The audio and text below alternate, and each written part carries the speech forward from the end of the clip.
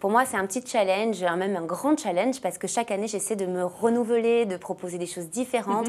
Et vraiment, il est très différent du 2017. Donc, c'est ce que je voulais. On va revenir dessus sur son contenu, mais c'est toujours sur papier glacé, extrêmement oui, un objet élaboré. C'est un objet un peu haut de gamme, on peut le dire. Oui, qui, de notre génération, semble un peu particulier, puisqu'on est à l'ère du numérique. Tout à fait. Tout est de l'information rapide qui se transmet, et notamment l'image. Je suis une fan d'Instagram, donc je peux en parler.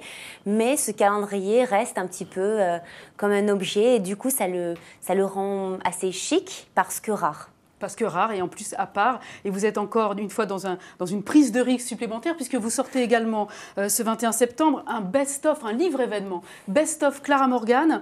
C'est un ouvrage qui regroupe pour la première fois les plus belles photos de vos calendriers qui se sont succédés ces 16 dernières années. Est-ce que dans cette sélection de très belles photos dans ce livre, il y en a une que vous considérez comme à part, une que vous préférez parce qu'elle représente quelque chose de particulier à vos yeux ? Je ne vais pas vous mentir, non. Parce que c'est toute une carrière, c'est des voyages, c'est le Brésil, c'est le Maroc, c'est Ibiza. Donc voilà, c'est à chaque fois des rencontres, des liens qu'on crée avec le photographe, le maquilleur, le coiffeur, des équipes entières. Et parfois, ils me suivent encore aujourd'hui. Donc c'est toute une vie que je revois défiler devant moi. C'est vrai, je suis un petit peu nostalgique, mais en même temps, je suis tellement contente et d'avoir vécu tout ça, et en même temps de pouvoir les regrouper ces images aujourd'hui. Oui. Depuis 6 ans, grâce à votre société de production que vous avez créée, vous gérez toutes les étapes de l'élaboration de ce projet en particulier. Et vous dites que votre but est à chaque fois de placer la barre encore plus haut pour surprendre votre public et le séduire. En quoi ce calendrier... Suspendre aussi, ça marchait. Hein. Plus haut, suspendre, on est dans le même champ lexical, ça marche. En quoi ce calendrier 2018 est encore meilleur et supérieur aux années précédentes ? Alors ça, c'est à mes yeux. Je ne demande pas à tout le monde de penser ça, évidemment. Moi, c'est ce que j'essaie de faire. Il faut toujours partir du point de vue d'améliorer. On ne peut pas penser, le calendrier précédent était tellement bien que je ne peux pas faire mieux. Déjà, c'est impossible, parce qu'on peut toujours faire mieux. Et ensuite, on essaie de s'entourer de gens toujours plus talentueux les uns que les autres. Et cette année, on a fait appel à Oscar, notamment, qui est un chef opérateur incroyable. Et on a beaucoup misé sur les lumières. Donc, vous allez voir dans ce calendrier, il y a de la projection de lumière sur le corps. Ça, c'est quelque chose que je n'avais jamais fait. Un peu à la façon du Crazy Horse. Oui, et puis il y en a d'autres pas du tout. Alors, le Crazy Horse, forcément... c'est la référence. C'est la référence, surtout quand il s'agit, vous savez, de faire... d'imiter comme un store avec les stries comme ça sur le corps. Les lamelles noires qui se fondent sur la peau. Exactement. Alors, on a fait ça, et on est allé aussi plus loin avec des images un peu plus surréalistes, presque hybrides, si vous voulez, entre animal et féminité. Donc voilà, on s'est bien amusé, oui. Donc là, la photo dont vous parlez qui rappelle un peu l'esprit Crazy Horse, elle sera sur janvier, le mois de janvier, également sur le mois de juin. De celle-ci, oui, avec les un peu lumières plus rouges. Celle-ci et celle un peu plus végétale qui est sur juillet, donc juillet et août. Oui, c'est ça. Très original. Et puis surtout, je voulais que l'unité, si vous voulez, soit un hommage au rouge, mais évidemment, on ne pouvait pas faire toutes les images rouges. Donc, parfois, c'est le maquillage, parfois, c'est les lumières, parfois, c'est de la projection, parfois, c'est du stylisme. Et voilà, et on a tourné en studio, mais également à l'hôtel Raphaël, qui est un mythique hôtel parisien qui a eu la gentillesse de nous recevoir. Donc, il y a en même temps des photos d'extérieur. Et c'est le plus varié des calendriers que vous avez pu faire jusqu'à présent. Vous avez dit un jour, j'essaye de marcher sur cette ligne fragile existant entre sophistication et vulgarité. Comment vous décidez du contenu des photos ? Qu'est-ce qui vous permet de rester sur cette ligne fragile et de ne jamais perdre l'équilibre selon vous ? J'essaie d'en faire une spécialité, c'est-à-dire que moi, j'aime le corps de la femme en général, pas juste le mien, je vous rassure. Le mien, bon, j'essaie de l'entretenir parce que c'est mon métier, mais je suis une fanatique du corps féminin, de la féminité en général. Et pour moi, d'amener cette féminité à un état presque, comment dire, le mettre sur un piédestal, vous voyez, c'est un petit peu ce que j'essaie de faire. Alors évidemment, il y a c'est assez facile de franchir le pas qui nous fait devenir vulgaire. Et vraiment, c'est ce que j'essaie d'éviter. Alors, certaines personnes trouveront sûrement que la nudité est vulgaire et que parfois ça va trop loin. Moi, je crois que rien n'est vulgaire quand c'est fait avec goût. Quelle limite vous imposez, par exemple? Sur quels critères vous définissez que ça ne sera pas vulgaire, par exemple? Le corps dans son entier, pour moi, n'est pas vulgaire. C'est uniquement la façon de l'exposer. Et puis après, c'est du goût. Alors, chacun aura un goût différent et jugera si c'est vulgaire ou pas. Moi, dans ma vision, avec mon œil, c'est pas vulgaire. Vous vous adaptez aussi à votre public. Est-ce que vous avez des demandes particulières dont vous prenez compte, que vous prenez en compte, pardon, et dont vous tenez compte, excusez-moi, dans le choix que vous faites aussi de certaines parties du corps que vous dénudez, d'autres pas? C'est pas facile de prendre tous les avis en compte, surtout de nos jours où tout le monde donne son avis, mais je prends note, bien sûr. Ce que je fais pour être bien en phase avec les gens qui me suivent, c'est leur proposer chaque année de choisir la couverture du calendrier. Ça fait quelques années maintenant que je fais ça, je leur propose 2 choix. Cette année, je préférais l'autre. Pour être tout à fait honnête, moi je préférais. Donc là, on voit. J'aime beaucoup cette photo, c'est moi qui l'ai produite. Dans un body extrêmement échancré, mais on ne voit pas votre poitrine, par exemple. Voilà. Bon, ils ont préféré celle-ci. Moi, j'en préférais une autre qui était peut-être un peu plus magazine féminin, on va dire. C'était pas forcément en phase avec exactement les gens qui l'achètent. Donc moi, j'ai choisi, j'ai mis en couverture celle qu'ils ont choisie parce que c'est eux qui décident. Bien sûr, c'est bien de les faire participer. Vous êtes suivi quand même plus d'1 million d'abonnés vous suivent sur Instagram, Facebook et Twitter, tous réunis. C'est une chance pour vous. Et vous êtes extrêmement suivi, comme je le disais, et les gens sont extrêmement fidèles. On y reviendra sur la fidélité de votre public. À quel détail, Clara Morgan, êtes-vous la plus sensible dans l'image que vous renvoyez de vous, que vous donnez de vous? C'est pas facile parce que, les gens ne peuvent pas vous connaître tel que vous l'êtes. Vous ne savez jamais ce que les gens pensent. Donc, quand on a 20 ans, on est très préoccupé par ça quand on est connu. Plus le temps avance, plus on se dit que ça ne sert à rien de faire comprendre qui on est à des gens qui n'ont pas envie et qui ont envie de toute façon de vous voir dans une certaine case, ce qui est mon cas. Et en fait, ça me va super bien. Aujourd'hui, j'ai 36 ans. Je fais simplement ce que j'aime, de la façon qui me plaît, avec les gens que j'aime. Ça, c'est très important parce que j'ai une équipe d'artistes fidèles autour de moi.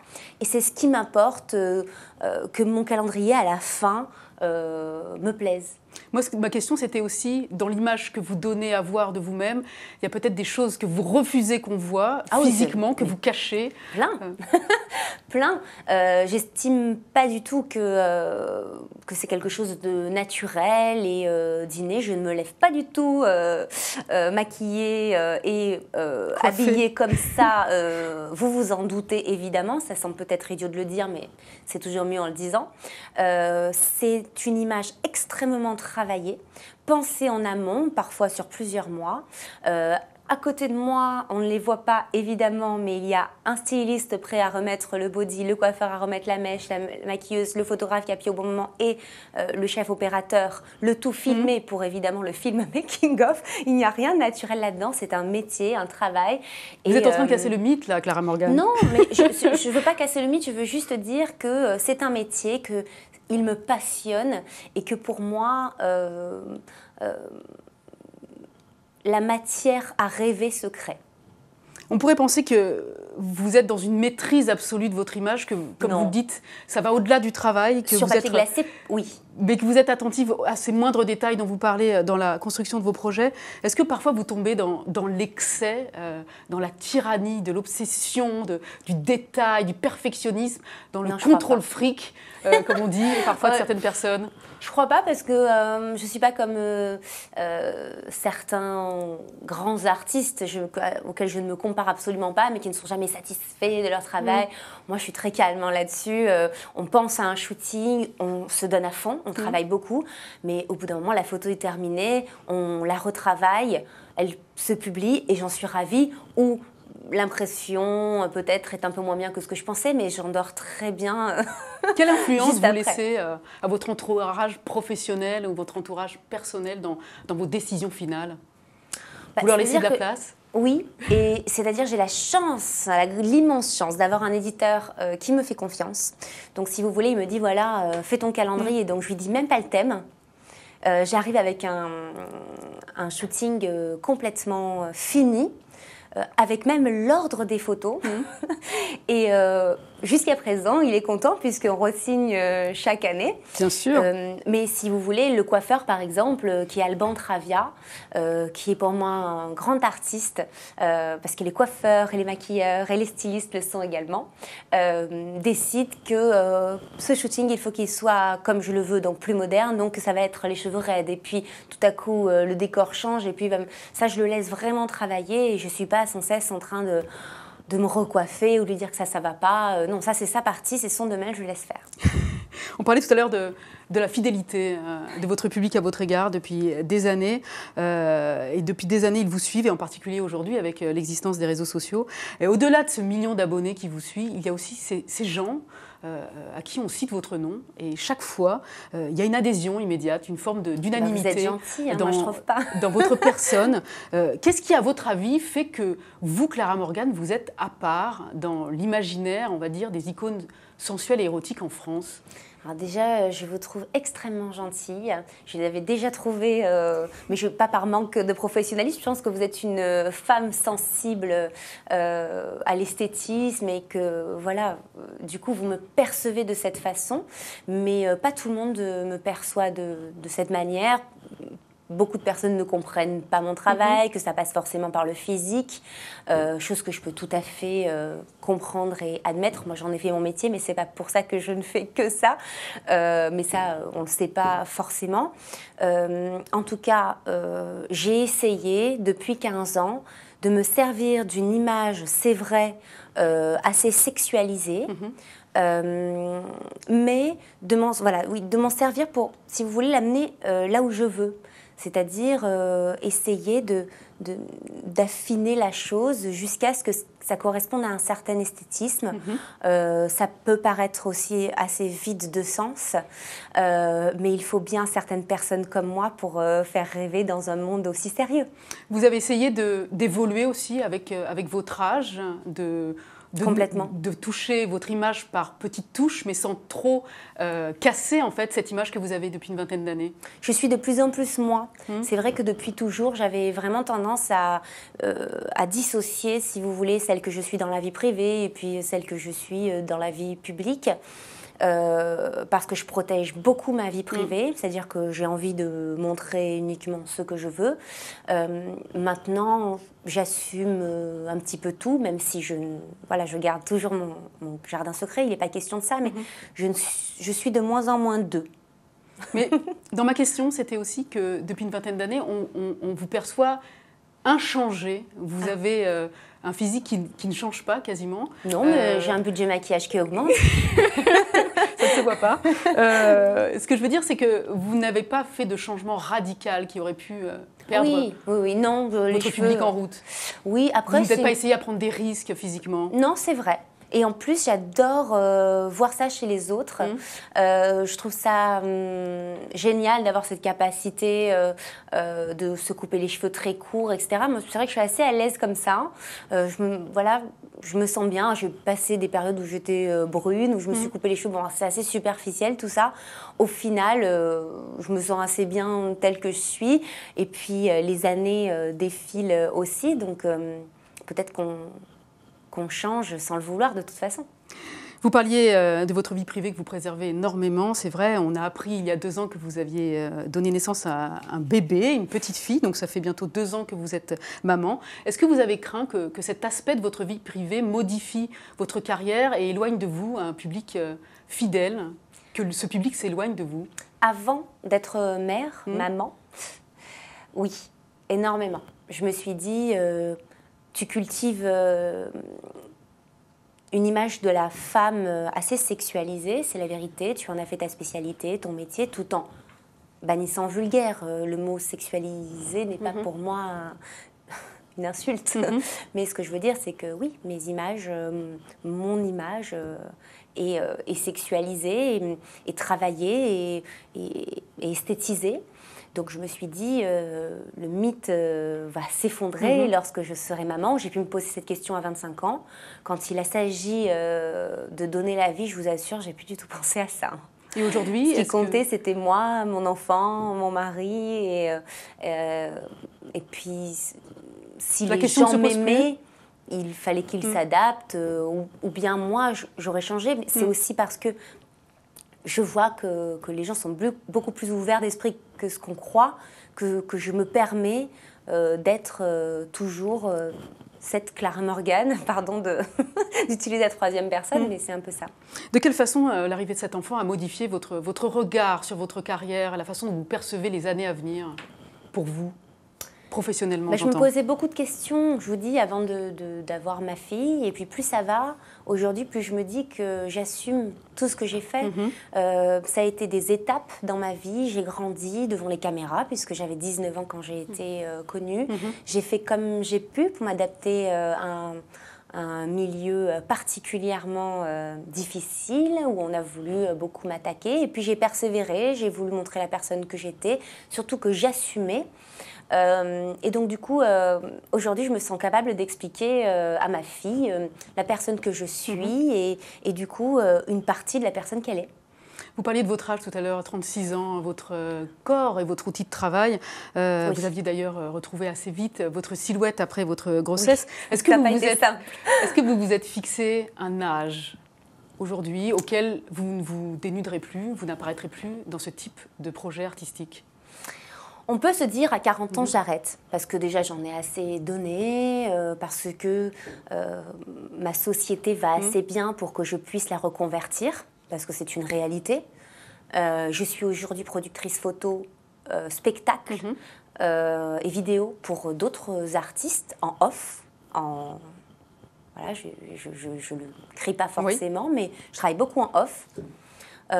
Mais en réalité, je me dis que de me fixer la barre de la quarantaine serait avouer et aux autres et au monde et à moi-même qu'à 40 ans, on n'est plus une femme. On n'est plus capable de séduire, on ne peut plus être un objet de désir. Oui. Donc en fait, ça m'énerve, cette barrière. Donc vous pourriez envisager une carrière comme fait Madonna, par exemple? Après, il y en a qui diront que c'est dommage de la voir comme ça parce qu'elle ne veut pas vieillir, qu'elle fait beaucoup de chirurgie. Et moi, je ne suis pas tellement pour... Enfin, je suis pour la chirurgie en règle générale, parce que tant que ça peut nous aider, on ne va pas dire... J'allais vous poser la question, justement, si c'était une tentation que vous refusez ou vous y céderez un jour, la chirurgie. C'est-à-dire que j'essaie de repousser l'échéance. Je trouve que le Botox a vraiment des aspects désastreux, parce qu'on ne peut plus bouger, donc on n'a plus... Enfin, du coup, ça se voit. À partir du moment où ça se voit, c'est que c'est raté, et c'est qu'on a fait le mauvais choix. Donc, pour l'instant... je n'y ai pas recours, je ne dis jamais, jamais. Mais je n'ai pas envie de me fixer cette barrière des 40 ans parce que ça m'amuse toujours et qu'il faut savoir que ma vie n'est pas de faire des calendriers. Je fais un calendrier par an, c'est-à-dire un très beau shooting, en tout cas à mes yeux, esthétisé avec une équipe professionnelle une fois par an. C'est un des projets que vous menez, voilà, mais vous êtes aussi par exemple sur scène avec votre cabaret qui a fait une tournée ces derniers mois dans la France entière. C'est quelque chose auquel vous tenez à cœur. C'est partie des rêves que vous avez menés à bien. Et justement, à propos de rêves, si vous regardez en arrière, on sait que donner la vie, être maman, c'est parfois pour certaines femmes un cap, un pas aussi qui recule, qui nous éloigne encore de l'enfance, qui nous éloigne encore de l'adolescence. Comment vous avez vécu, vous, cette étape par rapport à cette image-là, cette impression qu'on a? Ça a été une tempête dans ma vie. Je n'ai pas spécialement attirée par les enfants. Après, je n'ai pas spécialement envie de trop en dire. Mais ce que je veux dire, c'est que ça a été un bouleversement extrême auquel je ne m'attendais pas du tout. Et je pense que toutes les mères qui entendent ça diront « bah oui, elle pense qu'elle est la seule à avoir vécu ça ». Je ne pense pas du tout être la seule. Je dis juste que pour moi, ça a été... un bouleversement incroyable. J'étais quelqu'un qui ne pleurait jamais, par exemple, et je pleure absolument tout le temps. Je suis à la merci de ma fille. Alors, c'est difficile d'être autoritaire quand on aime autant, mais voilà, c'est tout un travail au quotidien, quelque chose qui prend une place monumentale. Et ça prend tellement une place monumentale que je ne suis même pas sûre d'avoir la capacité physique, mentale, de pouvoir faire un deuxième enfant, pour vous dire toute la place que ça prend. Par rapport au rêve de jeune fille que vous aviez il y a quelques années, Oui. avant d'être maman, mais même encore avant, quand vous êtes lancée dans une carrière artistique, filmographique, est-ce que vous avez l'impression aujourd'hui d'être conforme au rêve que vous aviez plus jeune ? Je ne savais pas ce dont je rêvais. Je voulais briller, être quelqu'un, être libre. Bon, je suis libre. Libre, ça, c'est quelque chose qui est devenu l'essentiel. Et donc, aujourd'hui, j'ai la chance de pouvoir créer quelque chose dans ma tête et que ça se fasse pour de vrai, parce que j'ai, encore une fois, les personnes comme mon mari qui travaillent à mes côtés, avec notre boîte de production. Donc, si vous voulez, cette liberté, pour moi, est devenue essentielle, n'a pas de prix, et je la quitterai pour rien au monde. Alors, être fidèle à ses rêves de jeune fille, je ne sais pas. En tout cas, si le rêve, c'était d'être et libre et heureuse, pour ça, c'est réussi. Vous n'avez pas trahi l'enfant que vous étiez? Je pense pas. Qu'est-ce qui manque à votre bonheur aujourd'hui, Clara Morgan? Pas grand-chose, hein. Je ne veux pas crier mon bonheur sur tous les toits, mais c'est vrai que pour moi, d'avoir un mari tel que je l'ai, c'était même pas un rêve, parce que pour moi, ça n'existait pas. Je ne voulais pas me marier. La liberté, encore une fois, était quelque chose d'extrêmement important, à laquelle il ne fallait pas toucher. Et donc, j'ai trouvé un mari, enfin, j'ai rencontré mon mari, et mon mari, si vous voulez, me pousse, me comprend. Quand on a trouvé pour moi cet équilibre, et c'est pareil pour tout le monde, mon amour et le sien n'est pas quelque chose de rare, je pense. L'amour devient, si vous voulez, la chose la plus importante de la vie. Alors que quand on n'a pas tellement aimé avant, on ne se rend pas compte. On est indépendant, on veut, on ne pense qu'au travail. Moi, je suis une entrepreneuse, je fonce, je voyage. Bon, c'est très important. Mais oui, c'est l'aboutissement de la vie, c'est l'amour de son mari, de ses enfants. Donc, si vous voulez, une fois qu'on a ça, on est juste très bien et on veut pas trop que ça change, en fait. Je vous souhaite que ça ne change pas, du coup. On va passer, si vous le souhaitez, si vous le voulez bien, pardon, aux questions des internautes qui sont nombreux à nous regarder. On les remercie. C'est tout de suite la séquence. Vos questions.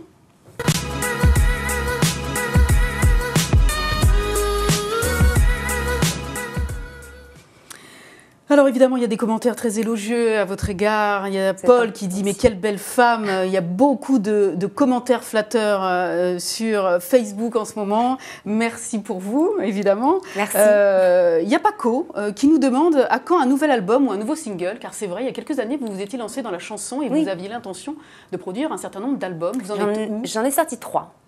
Je suis quelqu'un qui m'intéresse à beaucoup de choses, beaucoup de genres. Donc j'ai sorti un album en 2006, plutôt R&B, avec Lord Co City et compagnie. On avait assez cartonné puisqu'on était 3e du top pendant plusieurs semaines. Ensuite, j'ai sorti un album beaucoup plus électro parce que j'étais dans un moment très festif. Donc voilà, c'était uniquement électronique. Et ensuite, vraiment, cette musique m'a beaucoup moins plu. Je suis retournée à des valeurs un peu, comment dire, plus concrètes, plus primaires. J'ai rencontré Gérard Daguerre lors d'une pièce de théâtre dans laquelle je jouais. Et Gérard Daguerre, c'est le pianiste de Barbara. Donc, il m'a amenée vers l'univers jazz et big band. J'ai sorti un album qui s'appelait So Excited. Je me suis éclatée. J'ai chanté au milieu de 17 musiciens. C'est une expérience incroyable. J'ai l'impression d'être allée un peu au bout de cette expérience de mes capacités, déjà, parce que je ne suis pas du tout une grande chanteuse. Je suis juste une fan de la musique et surtout des paroles et des grands auteurs français. Donc, j'avais envie de me faire ce plaisir-là pour l'avoir vécu. Mais pour l'instant, j'en ai pas l'envie parce que le big band, c'était un petit peu ce que je pouvais faire de mieux. Donc pour Paco, on le renvoie sur cet album jazzy. Et pour l'instant, ça n'est que celui-ci. Oui. Et pas un autre. Et j'en suis très fière, je vous avoue. Peut-être éventuellement plus tard. Jonathan nous demande si vous avez des projets pour la télévision. C'est vrai qu'on ne vous y voit plus à la télé. Non, parce que j'ai été chez Énergie 12 avant qu'ils se spécialisent télé-réalité. Ensuite, ils ont pris quand même un véritable virage. Ça ne correspondait plus forcément. J'ai travaillé aussi sur Trace, j'ai travaillé avec Discovery Channel, donc des choses un petit peu comme ça différentes. Et puis je me suis consacrée à la musique et à d'autres choses, donc c'est vrai que ce n'était pas ma priorité. Maintenant, on est dans un monde où à la télé, personne n'ose rien. On reprend que des formats américains. Ou bien ce qui marche vraiment, on ne touche pas parce que des gens ne savent pas avec quelle magie ça marche. Donc, je ne suis pas sûre qu'on tente encore. Donc ça vous tente pas d'y retourner à la télévision? Il n'y a rien qui vous plaît? J'aimerais faire plein de choses. Moi, j'aime le reportage. Vous proposez, vous, des projets avec votre société de production? Oui, mais je me rends bien compte qu'on est dans une époque où on ne tente rien. Donc, partir, de prise de risque, c'est ça? Si vous voulez, à l'aventure, c'est quelque chose qui s'est quand même déjà fait. Il n'y a rien de nouveau dans ce concept. Et en même temps, quel concept est nouveau? Donc, si c'est pour faire des lancements de plateaux sur fond vert, non. Ça ne vous intéresse pas? Et au cinéma ou dans une série ou un téléfilm, est-ce qu'on vous verrait? Pourquoi pas? J'ai eu la chance de participer à 2 pièces de théâtre dont j'ai été le premier rôle, mais je crois qu'on ne me voit pas spécialement en tant qu'actrice. On ne m'attend pas forcément là, sinon on me proposerait plus. Donc voilà. Vous le regrettez? Non. Je vais très bien. Merci beaucoup Clara Morgan. On est obligé d'abréger car nous sommes un peu pris par le temps. Mais je parle beaucoup. Mais c'est pas grave, au contraire, c'est très plaisant. Merci. Du coup, merci encore pour cet entretien. Je rappelle que l'édition donc 2018 de votre calendrier s'appelle Rouge, qu'il est disponible dès le 21 septembre en librairie et dans n'importe quel magasin qui a un rayon, dans la grande distribution, un rayon livre, tout comme le livre événement Best of Clara Morgan qui réunit, je le rappelle, les plus belles photos de vos calendriers passés. Et puis je rappelle également qu'on vous suit évidemment sur les réseaux sociaux où vous êtes très présente, en particulier sur votre compte Instagram. Ah, je vois que vous me suivez, vous faites partie de mes followers. Pour ceux qui n'ont pas trouvé mon compte, c'est Clara M officiel. Et c'est un endroit Instagram sur lequel je me sens très bien. C'est un espace créatif qui m'attire énormément et je poste tous les jours. Et c'est vous qui le gérez? Oui. Eh ben, c'est un bon moyen de vous suivre. Merci encore Clara Morgan. Avec plaisir. C'est génial. Bonjour.